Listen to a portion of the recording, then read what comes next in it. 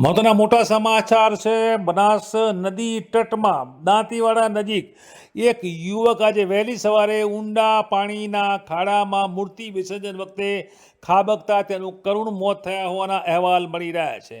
દશામા વ્રતની ઉજવણીને તે બાદ મૂર્તિ વિસર્જન ધાર્મિક પ્રક્રિયા છે। હોંશભેર લોકો વ્રત બાદ મૂર્તિ વિસર્જન કરતા હોય છે, ત્યારે પાણીમાં મૂર્તિ વિસર્જન કરવાની એક પ્રથા છે। ત્યારે ઠેર ઠેર બનાસકાંઠા સહિત રાજ્યભરમાં હાલ દશામાના મૂર્તિ વિસર્જનનો કાર્યક્રમ વહેલી સવારથી જ થઈ રહ્યો છે।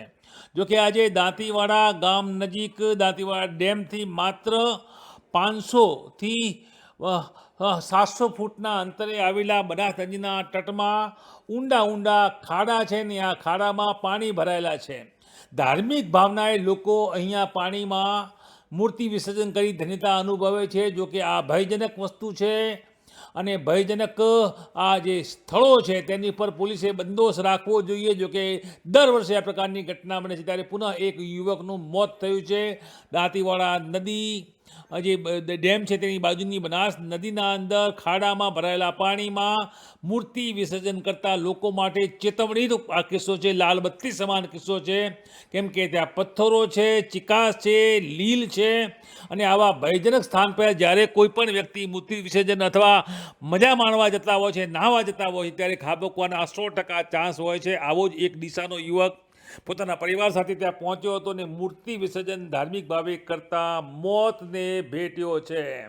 અહીં સત્તામંડળ સ્થાનિક દાંતીવાડા પોલીસ અને ડેમ સત્તામંડળ તમામની બેદરકારી કહી શકાય, કેમ કે આવા ભયજનક સ્થળોએ લોકોને જતા અટકાવવા માટે બોર્ડ અને ખાસ કરીને પોલીસ બંદોબસ્ત આજના દિવસે રાખવો જોઈતો હતો। ક્યાંક ચૂક થઈ છે ને આ ચૂકમાં એક યુવકનો ભોગ લેવાયો છે। હાલ તો પોલીસે રેસ્ક્યુ કરી અને સ્થાનિક વહીવટીતંત્રની મદદથી આ યુવકના મૃતદેહને બહાર કાઢવાની કવાયત હાથ ધરી છે। ત્યારે આ કિસ્સો લાલબત્તી સમાન છે।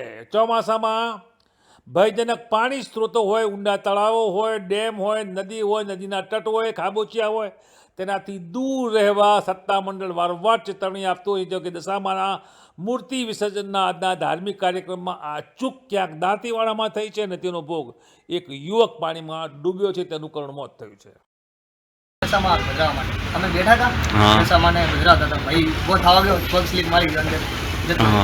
પછી એ ડૂબતા હતા, એમને વાઈફ એમને બચાવવા માટે પડ્યા।